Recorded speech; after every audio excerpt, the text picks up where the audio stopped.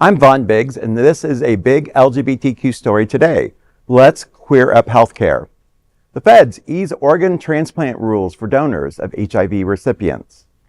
The U.S. Department of Health and Human Services has removed research and institutional review board requirements for kidney and liver transplants between HIV-positive donors and recipients, aiming to boost access to life-saving organs.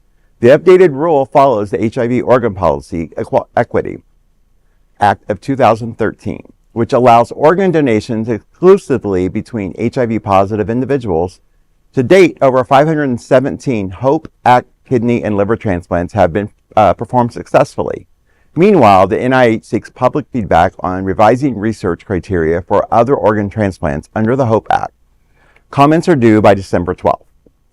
This is a great opportunity. I've had friends not living with HIV, but have gone through organ transplants. And some of that, the waiting period and the paperwork that they have to go through. And by them removing some of this is obviously going to be a great benefit and access to healthcare sooner. I'm concerned always still though with HIV being an inflammatory disease. Right. Getting an organ transplant and going through that with the anti-rejection drugs, it just helps. I'm very concerned with how that happens, but I'm so glad if it improves the quality of life. Fantastic. I mean, the removal of IRB approval is, as someone who went through a PhD myself, it's huge. It's a step that removes tons of bureaucracy and paperwork. And also, there's an acute donor organ shortage in this country.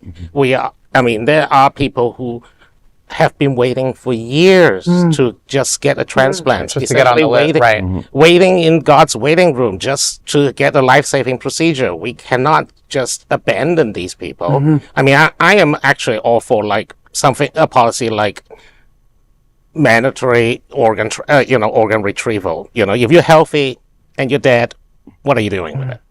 Those are very complicated policies. I know. Because of a whole host of issues of how religion, ethics. The bigger issue is how hospitals treat potential organ donors versus non-potential organ donors for resuscitation issues. There's a whole complicated thing with that. But this is one of those positive stories of when you look at making it a little bit easier for someone living with HIV, because this is one of those really hard medical issues. I do not know much about it. I just know that too often we as the queer community have a lot of questions and concerns for how the medical community does things, especially after when I heard this story, the first thing that came into my mind, which is very unrelated, was blood transfusions, and how I remember being told, we don't know.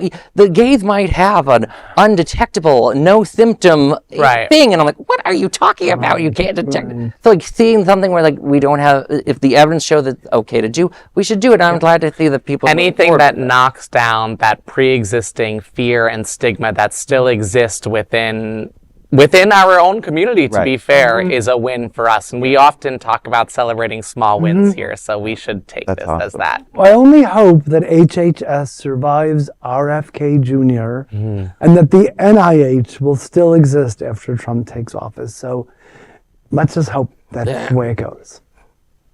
That is a big LGBTQ story for today. There is no other LGBTQ nonprofit media platform like this in the entire world.